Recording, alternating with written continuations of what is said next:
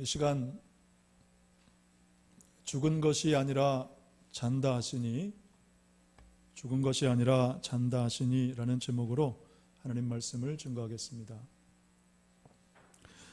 영국의 그 런던 미셔너리 소사이어티, 즉 런던 선교협회라는 곳에는 이런 이야기가 전해집니다. 한 번은 신실하기로 소문난 한 크리스천 부부가 아프리카에서 복음을 전하기 위해서 이제 선교사로 자원을 했습니다.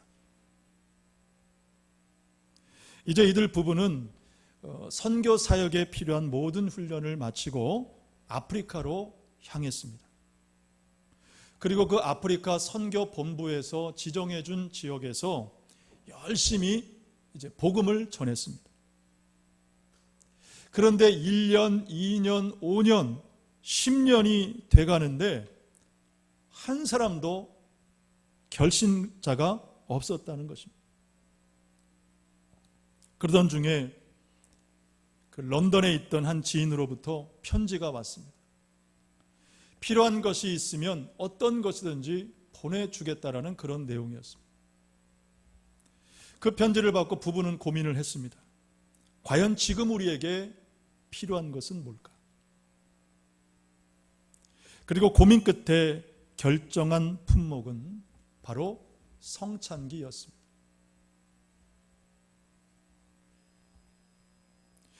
자, 여러분 이상하지 않습니까? 그리고 엉뚱하지 않습니까? 10년 동안 복음을 전했는데도 단 한 사람의 결신자도 없었는데 무슨 이 성찬기가 필요하겠습니까?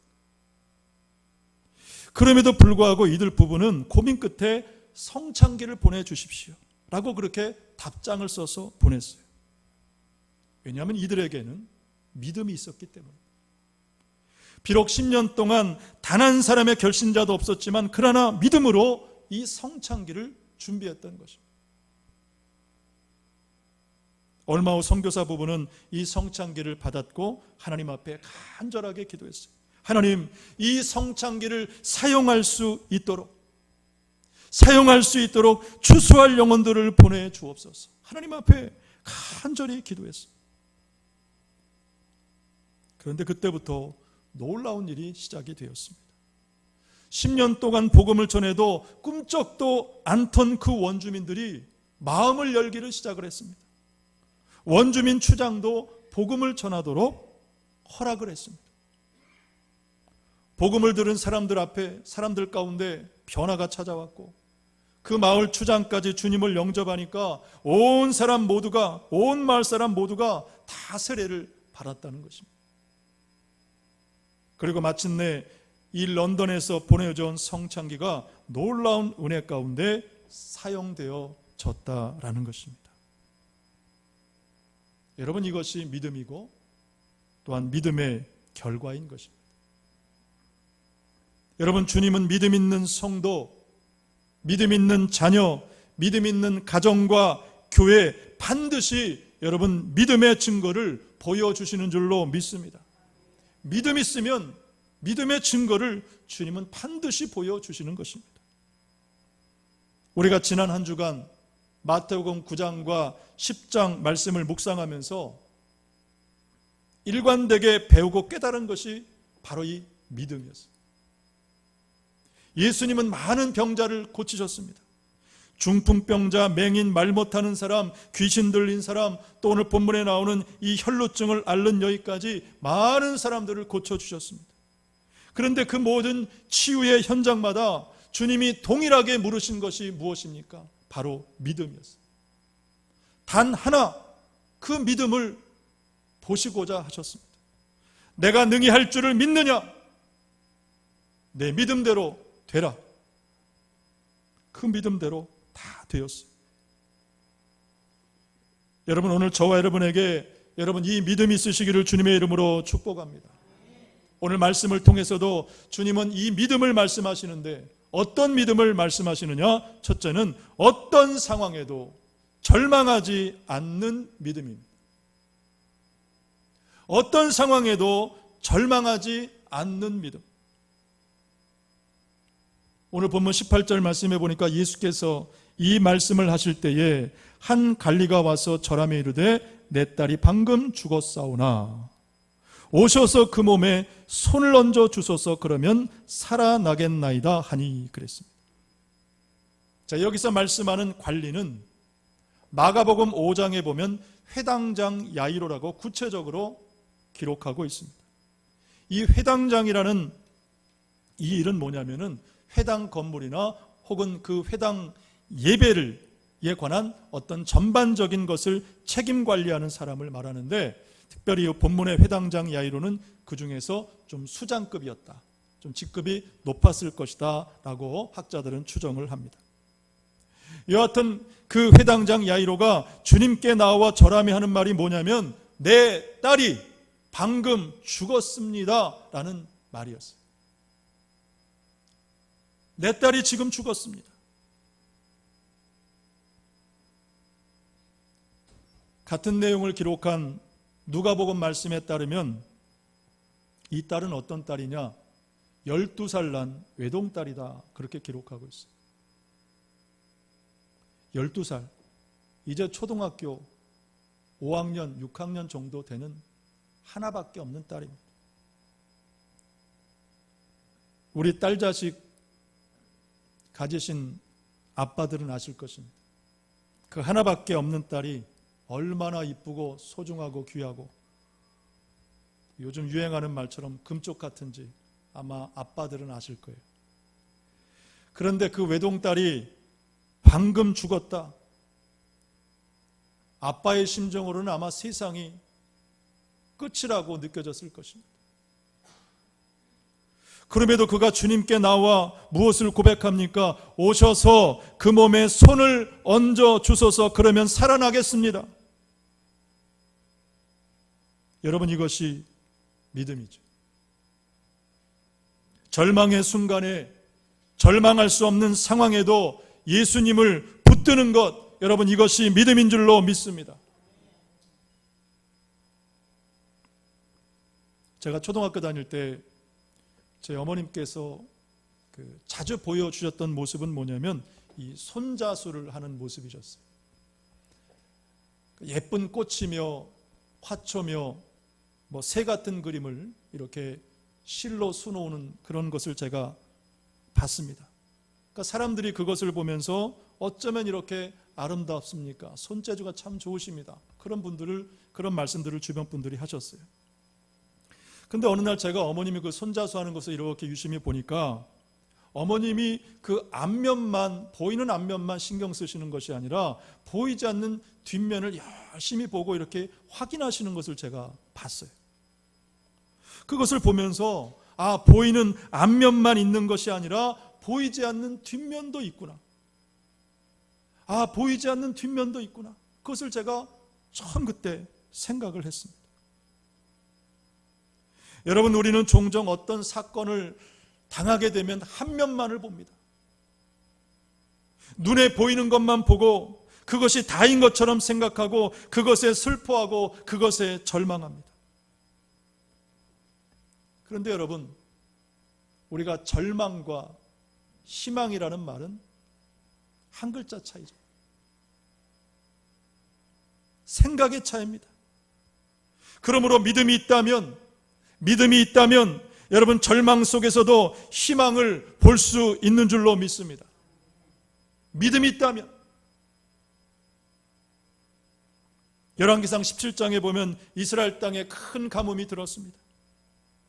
그때 사르밧 여인은 이제 자신에게 남은 그 곡식과 기름을 가지고 마지막 음식을 만들어 먹고 죽겠다라고 생각을 했어요. 이 음식 먹고 내가 이제 죽겠다. 그때 엘리야 선지자가 찾아와서 그 여인의 얼굴을 보니까 그 얼굴에 뭐가 보였냐? 두려움이 보였어요. 그래서 제일 먼저 한 말이 뭡니까? 두려워하지 말라. 두려워하지 말라. 근데 여러분, 이 사르밧 여인에게 있었던 두려움은 죽음에 대한 두려움이 아니었어요. 그러니까 먹고 죽겠다고 하는데 죽음이 두려운 것이 아니라 무엇이 두려웠느냐? 바로 내일에 대한 희망이 없다라는 두려움이었어요. 내일에 대한 희망이 없다. 자, 그럼에도 불구하고 엘리야 선지자가 그 사르밧 여인에게 무엇을 말하느냐? 13절 말씀 중간에 보니까 먼저 그것으로 나를 위하여 작은 떡 하나를 만들고 내게로 가져오고 그 후에 너와 내 아들을 위하여 만들라 그랬습니다. 엄청난 도전이죠. 때로는 시험에 들 수도 있어요. 그러면서 그 다음 14절 말씀해 보니까 이스라엘의 하나님 여호와의 말씀이 나 여호와가 비를 지면에 내리는 날까지 그 통에 가루가 떨어지지 아니하고 그 병에 기름이 없어지지 아니하리라 하셨느니라. 도전의 말씀과 함께 약속의 말씀도 준 것이죠. 자, 이제 여러분, 사르밧 여인에게 무엇이 남았습니까? 지난주에도 말씀드린 것처럼 선택만이 남았어요. 처음 가진 생각처럼 남은 것으로 음식 만들어 먹고 죽을 것이냐, 내 뜻대로 할 것이냐, 아니면 주의 말씀에 순종할 것이냐, 선택만이 남았습니다. 결국 여인이 무엇을 선택했습니까? 열왕기상 17장 15절과 16절 말씀을 우리 함께 보겠습니다. 시작. 그가 가서 엘리야의 말대로 하였더니 그와 엘리야와 그의 식구가 여러 날 먹었으나 여호와께서 엘리야를 통하여 하신 말씀같이 통에 가루가 떨어지지 아니하고 병에 기름이 없어지지 아니하리라. 아멘. 자, 여기 보면 그가 가서 엘리야의 말대로 하였더니 그랬습니다. 그랬더니 여호와께서 엘리야를 통하여 하신 말씀 같이, 말대로 하였더니 그 말씀 같이 통에 가루가 떨어지지 아니하고 병에 기름이 없어지지 아니하니라. 아멘. 여러분, 그래서 하나님이 우리에게 원하시는 믿음은 뭐냐? 하나님이 도대체 언제까지 우리에게 믿음을 요구하시느냐? 내일 당장 먹을 것이 없어 죽을 상황에도, 내게 끝인 상황에도 하나님은 우리에게 믿음을 요구하신다는 것입니다. 당장 끝인 상황에도 여전히 우리에게 믿음을 요구하신다. 그리고 그 믿음을 붙들면, 믿음을 선택하면 반드시 하나님은 여러분 살 길을 열어주시는 줄로 믿습니다. 그래서 우리는 죽는 날까지 믿음을 선택하며 살아가는 것입니다. 믿습니까? 믿습니다 라는 그런 책이 있습니다. 참 재미있어요. 인문학 책인데 그 책에 보면 우리 인간이 수렵 생활에서 이제 농경 생활로 전환하는 그 과정이 잘 설명이 되어 있어요. 지난번에도 한번 말씀드린 것처럼 이 수렵 생활, 사냥하는 생활에서 농사 짓는 농경 생활로 전환하는데 무려 1000년 이상이 걸렸다. 어떤 학자는 그렇게 주장을 하기도 합니다. 그러니까 왜냐하면 두 가지 이유가 있었어요. 첫째는 그 익숙한 사냥 생활을 버리는 것이 어려웠고, 나가서 사냥하면 원하는 고기를 얻을 수 있잖아요. 그것을 버리기가 어려웠고, 두 번째는 새로운 농경 생활에는 일종의 믿음이 필요했다는 것입니다. 여러분, 농사라는 것이 어떤 것입니까? 씨를 뿌린다고 당장 수확하는 것이 아니죠. 씨를 뿌린 다음에 기다려야 돼요. 그런데 그것이 잘 될 수도 있고 못 될 수도 있어요. 원하는 만큼 수확이 될 수도 있고 수확이 안 될 수도 있습니다. 농경 생활은 도전이고 믿음이 필요했어요. 그런데 그렇게 믿음을 가지고 씨를 뿌리니까 어떤 결과가 왔습니까? 이제는 더 이상 유랑하지 않아도 됩니다. 정착하기를 시작을 했어요. 그러면서 문명사회가 이루어지면서 번창하게 되었다라는 것입니다. 여러분, 무엇을 알게 됩니까? 여러분, 믿음은 도전하는 것입니다. 믿음은 도전하는 것입니다. 내일을 위하여 씨앗을 뿌리는 것입니다. 내일을 위하여 씨를 뿌리는 것입니다. 여러분, 그러므로 어떤 상황에도 절망하지 마시고 하나님 앞에 계속해서 여러분 믿음의 씨앗을 뿌리는 저와 여러분이 되시기를 간절히 축복합니다. 씨를 뿌리면 반드시 풍성한 열매로 돌아올 줄로 믿습니다. 둘째는 주어진 삶에 최선을 다하는 믿음입니다. 오늘 본문에 보면 여러분 두 사건이 이렇게 서로 연결된 것을 우리가 알게 되죠. 원래 예수님은 그 회당장 야이로의 딸을 고치시러 가던 중에 그 도중에 혈루증 앓는 여인을 만나셨어요. 그렇다고 보면 여러분 이 예수님의 입장에서 혈루증을 앓는 여인을 만난 일은 결코 반가운 일이 아니죠. 여러분 그렇지 않습니까? 예를 들어 우리가 직장을 다니는데 퇴근 시간이 다 됐어요. 이제 마치고 집에 돌아가서 쉴 생각을 하고 있는데 갑자기 잔업 명령이 떨어지고 새로운 일이 주어진다면 결코 반가운 일이 아닐 것입니다. 그럼에도 불구하고 오늘 예수님은 어떻게 하셨냐? 22절 말씀에 기록처럼 가던 길을 멈추고 그 혈루증 앓는 여인을 고쳐주셨습니다. 그리고 고치신 다음에 바로 곧장 회당장 야이로의 집으로 향하신 모습을 우리가 본문을 통해서 보게 됩니다. 주님의 어떤 모습입니까? 항상 주어진 상황 가운데 주어진 삶에서 최선을 다하시는 예수님의 모습을 보게 되죠. 여러분 예수님은 그렇습니다. 언제나 늘 주어진 상황에서 최선을 다하셨어요. 때로는 반갑지 않은 일을 만나도 방해를 받아도 흔들림이 없으셨습니다. 한번 결정하신 일은 끝까지 마무리하셨어요. 오늘 저와 여러분 이 주님의 모습을 닮으시기를 주님의 이름으로 축복합니다. 요한복음 2장 말씀에 보면 그 가나 혼인잔치가 있었습니다. 포도주가 떨어졌다. 어머니 마리아가 주님께 말을 합니다. 그때 예수님이 뭐라고 말씀하셨냐? 여자여 나와 무슨 상관이 있습니까? 내 때가 아직 이르지 아니하였습니다. 내 때가 아직 이르지 아니하였다. 그럼에도 불구하고 결국 예수님은 물로 포도주를 만드셨어요. 뿐만 아니라 그 주님이 만드신 포도주를 마신 사람들이 하나같이 하는 말이 뭡니까? 요한복음 2장 10절 말씀에 보니까 말하되 사람마다 먼저 좋은 포도주를 내고 취한 후에 낮은 것을 내고는 그대는 지금까지 좋은 포도주를 두었도다.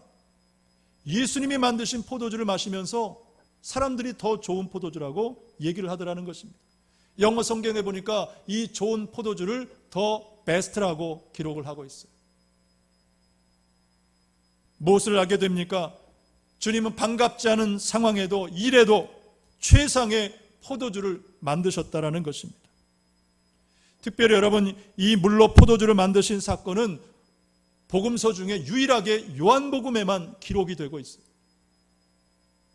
무엇을 생각하게 되냐면 여러분 그 단 한 번이 마지막이 될 수도 있다. 그 한 번이 마지막이 될 수도 있다. 여러분 그래서 우리는 하나님 앞에 예배를 드리는 것도 정말 이것이 마지막이라는 마음으로 하나님을 예배해야 되는 것이고, 직장에서 일을 하든 무엇을 하든 우리는 최선을 다해야 하는 줄로 믿습니다. 여러분 본문 23절에 보면 예수님께서 이 야이로의 집에 도착하셨는데 어떤 상황이 거기 연출되었습니까? 23절 말씀 성경 가지신 분들 23절 말씀을 같이 봅니다. 시작. 예수께서 그 관리의 집에 가사 피리 부는 자들과 떠드는 무리를 보시고 그랬습니다. 사람들이 피리를 불고 떠들었다는 것은 무엇을 의미하냐? 쉽게 말하면 곡을 한 거예요. 사람이 죽으면 장례가 나면 사람들이 막 곡을 하지 않습니까? 지금 그런 장면을 말하고 있어요. 끝났다는 것입니다. 모든 상황이 끝났다. 그런데 예수님은 그런 사람들을 보면서 뭐라고 말씀하시느냐? 그 다음 24절에 보니까 물러가라 그랬어요. 물러가라. 아주 짧고 단호하게 말씀하셨어요. 왜냐? 아직 끝이 아니기 때문에. 아직 끝난 것이 아니다. 물러가라. 여러분 오늘 우리 신앙도 우리의 믿음도 이런 예수님의 단호함이 필요한 줄로 믿습니다. 우리를 불안케 하고 걱정케 하고 낙심케 하고 이제는 끝이라고 하는 그런 모든 세상의 말들에 대해서, 우리의 신앙을 흔드는 모든 일들에 대해서 물러가라, 우리는 담대하게 선포할 수 있어야 하는 줄로 믿습니다. 여러분 혹시 교회 포비아라는 말을 들어보셨나요? 교회 포비아. 이 포비아라는 말이 그 공포라는 그런 뜻이에요. 공포증. 그래서 교회 포비아라는 말은 뭐냐? 쉽게 말하면 교회가 사회에 공포감을 준다는 것입니다. 교회 포비아. 교회가 사회에 공포감을 준대요. 요즘 신문과 방송들 끊임없이 교회 발, 출처를 모르는데 교회에서 확진자가 나면 교회 발이라는 말을 씁니다. 교회 발, 코로나 집단 감염을 고발하고, 마치 교회가 우리 사회에 공포감을 주는 것처럼 그렇게 연일 보도를 합니다. 물론 이런 사회적인 질타에 대해서 교회가 전혀 책임이 없는 것은 아닙니다. 우리가 방역에 대해서 해이해지면 안 되죠. 분명 더 성찰하고 조심하고 살펴야 될 일들이 있습니다. 그럼에도 불구하고 우리는 하나님 앞에 최선의 예배를 드려야 되는 것입니다. 왜입니까? 그것이 우리 크리스찬들의 최선의 삶이기 때문에 그런 것이죠. 주어진 상황은 그렇지 않지만, 넉넉하지 않지만, 세상 사람들이 질타하지만, 조롱하지만, 비웃지만, 그러나 우리는 하나님 앞에 예배를 할 수 있는, 그것이 우리의 최선의 삶이기 때문입니다.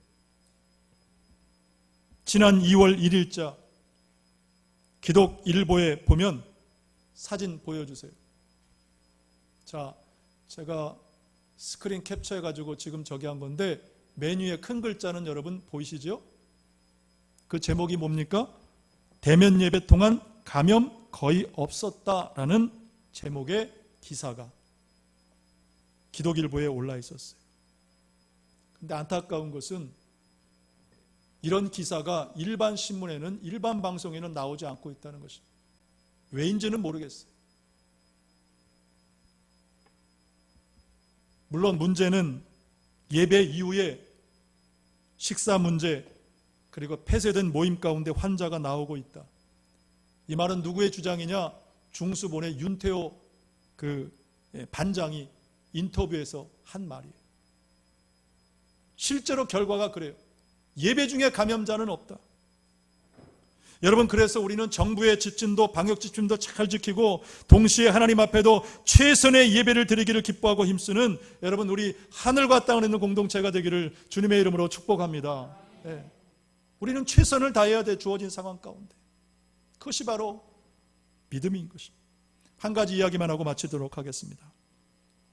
요즘 TV를 보면은 뭐 공영방송이나 뭐 종편이나 할 것 없이 그 노래 경연 프로그램들이 많습니다. 뭐 트로트, 오페라, 뭐 가요 할 것 없이 거의 모든 방송 채널들마다 이 노래 경연 프로그램이 있다라는 것입니다. 그런데 어제 일자 국민일보 미션 지면에 보니까 이런 제목의 큰 기사가 있더라고요. 보컬 플레이 2 우승자인 가수 임지수. 혹시 여러분 가수 임지수가 누군지 아십니까? 바로 이 청년인데, 이 청년에 대한 기사가 한 전면에 기록이 되어 있더라고요. 그러니까 제목이 보니까 이렇게 되어 있어요. 가수는 직업이지만 예배는 삶 그 자체라는 제목이었어요. 가수는 직업이지만 예배는 삶 자체입니다. 누구의 고백이냐? 임지수, 이 청년의 고백이에요. 그러면서 이 가수 임지수와 인터뷰한 내용이 그 기사 전면에 꽉 이렇게 기록이 되어 있어요. 제가 쭉 보니까 모태신앙이래요, 이 임지수가. 어릴 때부터 자연스럽게 교회를 다녔고 8살 때부터 벌써 중국과 미국 여러 나라를 다니면서 타지 생활하면서 그때 하나님을 영접한 거예요. 주님을 깊이 의지하게 되었다. 그러면서 가수의 꿈을 가지게 되었는데 처음 그 가수의 꿈을 가지면서 연습한 곳도 교회였다는 것입니다. 교회에서 노래 연습을 하면서 자기 꿈을 키워간 거예요. 그런데 그 이후의 길이 평탄했느냐? 아니요. 슈퍼스타 K, K-팝 스타 같은 여러 경연 프로그램에 출연했지만 번번이 그때마다 실패하고 말았대. 그러다가 이제 보컬 플레이 2라는 이 프로그램에 출연하게 됐는데 한 가지 변치 않는 원칙이 있었답니다. 부르는 모든 노래마다 항상 희망과 믿음의 가사가 중요하다. 사람들에게 믿음과 희망을 주는 가사를 선택해서 불렀다는 것입니다. 한 번은 녹화를 하는데 이런 일이 있었대요. 촬영 전에 10곡을 뽑아가지고 그 이제 제작진들과 선곡을 하는 과정인데 10곡 중에 9곡에서 다 이탈이 났다는 것입니다. 그러니까 자기 음역대하고 맞지 않는 것이요. 그러니까 이제 음악 감독이 불안하니까 스카이폴이라는 그런 곡을 추천했대요. 이 곡을 한번 불러보면 어떻겠느냐. 그래서 이제 임지수가 가사를 쭉 보니까 그 가사의 내용에 어떤 가사가 있었냐. 하늘아 무너져라. 하늘아 무너져라. 그런 가사가 있다라는 거예요. 그래서 아무래도 신앙 양심상 그럴 수 없어서 그 노래는 부르지 않겠다라고 거절하고, 그리고 이제 마지막 10번째 남은 곡을 불렀는데 그 노래 이름이 뭐냐? 라디오 액티브라는 그런 곡이랍니다. 그 곡의 가사 중에 보면 새로운 시대에 온 것을 환영합니다. 그런 가사가 있는데 이것을 임지수는 어떻게 생각하고 불렀냐? 주님의 시대에 온 것을 환영합니다. 그런 신앙의 마음으로 노래를 했대요. 그리고 그 라디오 액티브가 그 임지수의 대표곡이 되었다. 저도 아직 들어보진 않았지만. 그러면서 여러분, 이 임지수가 인터뷰 마지막에서 이런 바람을 얘기를 했습니다. 화면 보여주세요. 저는 주님 보시기에 기뻐하시는 예배자이자, 첫 번째가 예배자입니다. 그리고 두 번째 가수, 사람이 되고 싶습니다. 저를 통해 그리스도의 선하심을 나타낼 수 있도록 최선을 다할 것입니다. 이렇게 인터뷰를 마무리를 했습니다. 오늘 저와 여러분의 고백이 되고 간증이 되고 믿음이 되시기를 축복합니다. 말씀을 마칩니다. 저는 지금 이 시대를 보면서 마치 우리 예수님이 십자가에 달려 죽으신 그때의 상황과 같다라는 생각을 하곤 합니다. 여러분, 예수님께서 죄인으로 잡히셨어요. 그리고 온갖 고문과 불의한 재판을 받으셨고 채찍에 맞으셨고 십자가에 달려 죽으셨는데 예수님을 믿고 따랐던 수많은 사람들이 다 예수님께 등 돌리고 떠나버렸습니다. 그리고 그 마지막 예수님 십자가 지시는 그 마지막 순간에 정말 소수의 사람만 남았어요. 여러분, 점점 이 시대가 지금 그렇게 되어가고 있지 않습니까? 세상 사람들이 교회를 비난하는데 똑같이 교회를 비난하고 교회가 교회를 비방하는 그런 상황이 되어버렸습니다. 여러분, 그럼에도 불구하고 여러분, 우리는 절망하지 않습니다. 오늘 예수님은 뭐라고 말씀하십니까? 이 소녀가 죽은 것이 아니라 잔다 하시니, 이 소녀가 죽은 것이 아니라 잔다라고 말씀하셨고 사람들은 비웃었지만 그러나 소녀는 살아난 줄로 믿습니다. 여러분, 그러므로 어떤 상황에도 결코 절망하지 않는 믿음, 그리고 주어진 상황 가운데 최선을 다하시는 저와 여러분이 되시기를 바라고 우리 하늘과 땅을 잇는 교회가 되기를 주님의 이름으로 간절히 축복합니다.